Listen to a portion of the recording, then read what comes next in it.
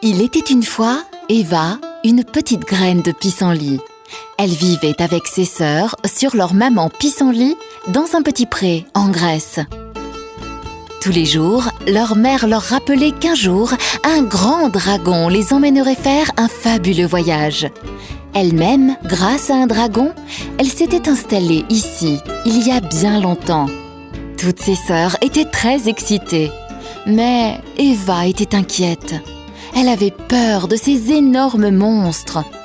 Oui, je sais, vous allez me dire que les dragons n'existent pas. Eh bien, sachez que pour les animaux et les plantes, les vents sont de majestueux dragons.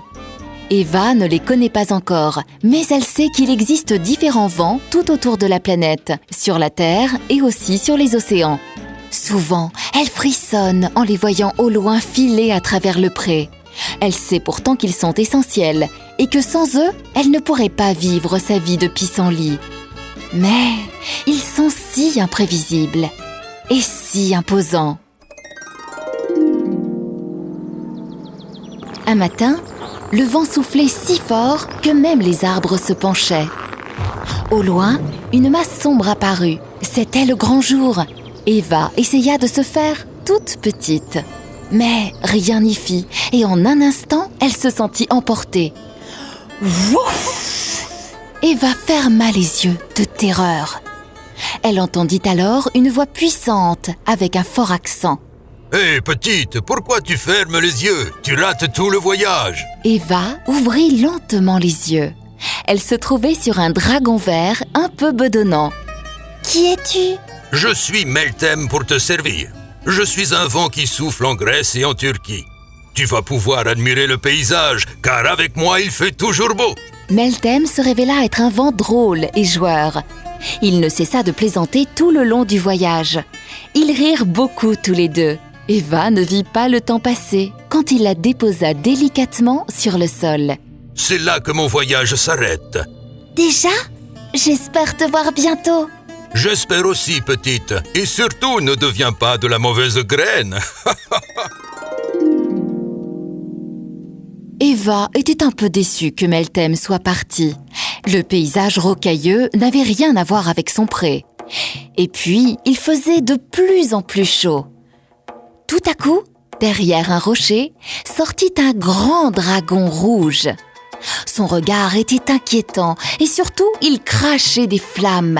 Sa voix était puissante. Bonjour, petite. Qui es-tu? Je suis Simoun, le vent violent et brûlant des côtes orientales. Je peux te faire traverser l'Arabie si tu veux. La petite graine hésita.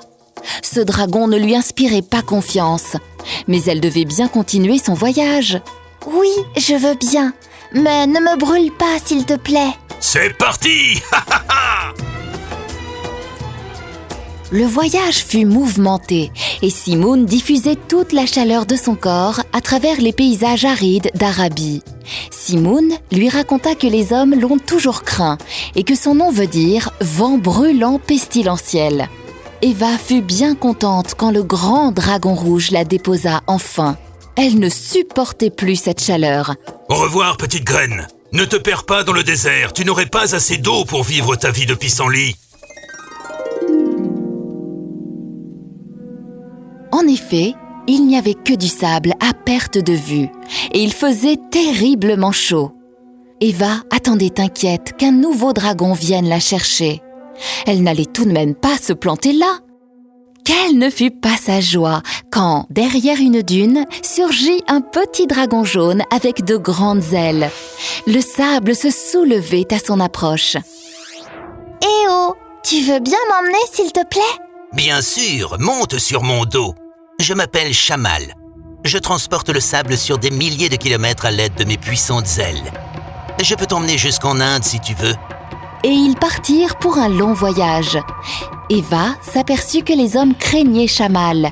Ils se protégeaient tous du sable qu'ils transportaient. Un jour, dans ma colère, j'ai enseveli Bagdad. Eva n'avait pas du tout envie de le voir en colère.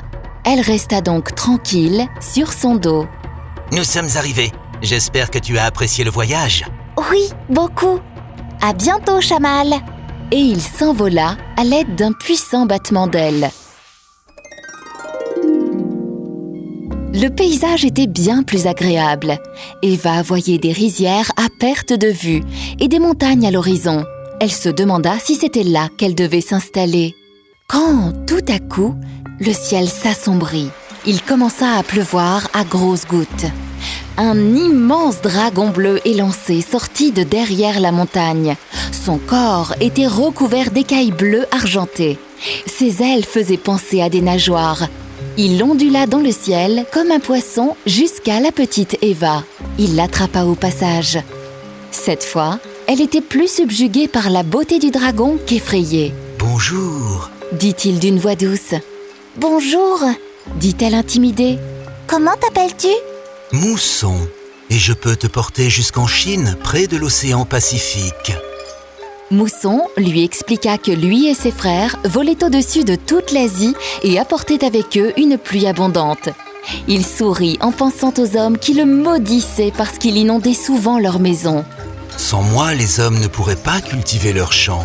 C'est grâce à moi qu'ils peuvent manger du riz. » Eva passa un moment formidable avec Mousson. Et puis, un peu de fraîcheur faisait du bien.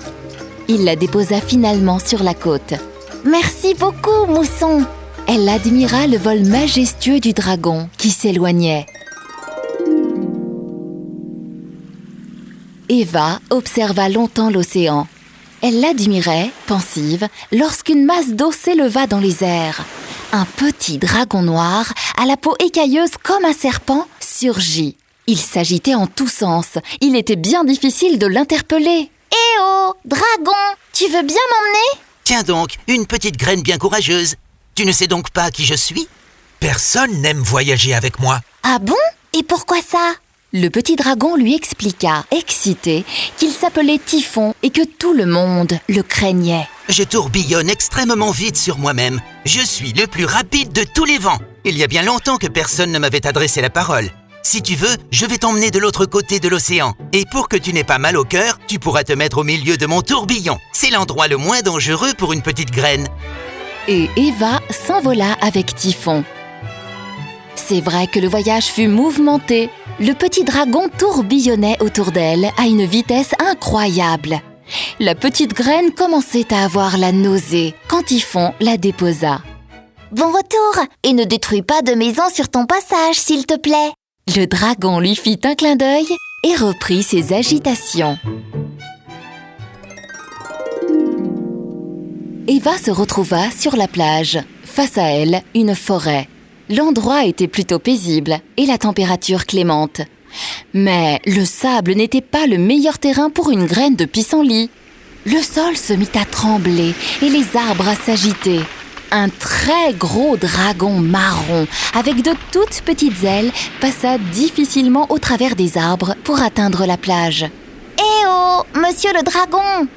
Le gros dragon se retourna, maladroit, et cassa un petit arbre avec sa queue. « Oh, bonjour, petite graine !» « Bonjour, dis-moi, tu ne t'envolerais pas bientôt par hasard ?» La petite graine doutait que de si petites ailes puissent porter cet énorme corps. « Eh bien si, justement, j'allais partir. Je suis Chinook et je pars pour l'Amérique du Nord. Tu veux venir avec moi ?» La petite graine s'installa sur son dos et les voilà partis, non sans difficulté. Chinook était concentré. Il devait réussir à monter le plus haut possible pour passer les montagnes. Il expliqua à Eva qu'une fois là-haut, il emmagasine de la chaleur et qu'il peut ensuite redescendre la pente à toute vitesse et réchauffer les plaines de son souffle. D'ailleurs, les hommes autrefois l'appelaient le mangeur de neige. Le voyage fut assez long et, en effet, une fois les montagnes passées, Chinook diffusa la chaleur de son corps avec ses petites ailes, faisant ainsi fondre la neige. Sous le manteau blanc apparut une magnifique prairie. L'herbe y était verte et la terre nourrissante. « Ça y est, Chinook, c'est l'endroit qu'il me faut pour vivre. C'est magnifique !» Chinook déposa délicatement la petite graine et reprit son voyage. « Adieu, petite graine ! À bientôt !» « Quand tu reviendras, je serai un beau pissenlit !» Eva commença à s'enfoncer dans la terre moelleuse. Elle se sentait bien. Elle avait maintenant toute la vie pour repenser à ce formidable voyage. Un jour, ses Ces enfants, eux aussi, vivront leur voyage sur le dos des dragons. Tout compte fait, ils ne sont pas si effrayants. Et puis ce sont eux qui transportent les graines et leur permettent de se multiplier.